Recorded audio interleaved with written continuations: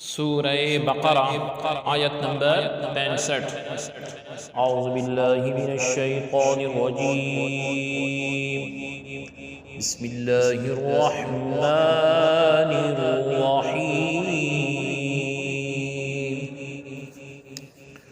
وَلَقَدْ عَلِمْتُمُ الَّذِينَ اعْتَدَوْا مِنْكُمْ فِي السَّبْتِ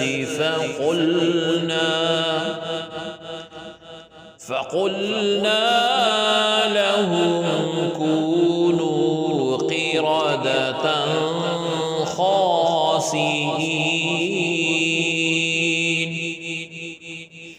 لفظی ترجمہ ہے واہ اور لقد بے شک، علمتم جانا تم نے، الذین ان کو جو، اعتدوا حد سے بڑھ گئے، من سے کم تم، فی میں، السبت ہفتہ، پس قلنا کہا ہم نے، لا واسطے، ہم ان کے، کونو ہو جاؤ، قردتن بندر، خاسئین ذلیل۔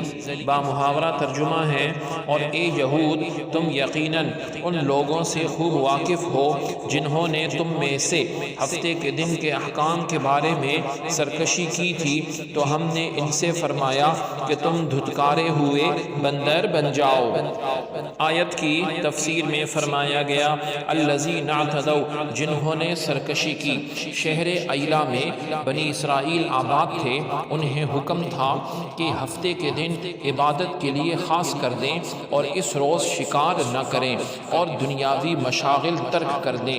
ان کے ایک گروہ نے یہ چال چلی کہ وہ جمعے کے دن شام کے وقت دریا کے کنارے کنارے بہت سے گڑھے کھود دیتے اور ہفتے کے دن ان گڑھوں تک نالیاں بناتے جن کے ذریعے پانی کے ساتھ آ کر مچھلیاں گڑھوں میں قید ہو جاتی، اور اتوار کے دن انہیں نکالتے اور کہتے کہ ہم مچھلی کو پانی سے ہفتے کے دن تو نہیں نکالتے۔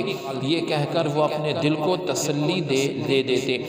40 یا 70 سال تک تفاسیر میں آتا ہے کہ ان کا یہی عمل رہا، اور جب حضرت داؤد علیہ السلام کی نبوت کا زمانہ آیا تو آپ علیہ السلام نے انہیں اس سے منع فرمایا اور کہا کہ قید کرنا ہی شکار ہے جو تم ہفتے ہی کو کر رہے ہو۔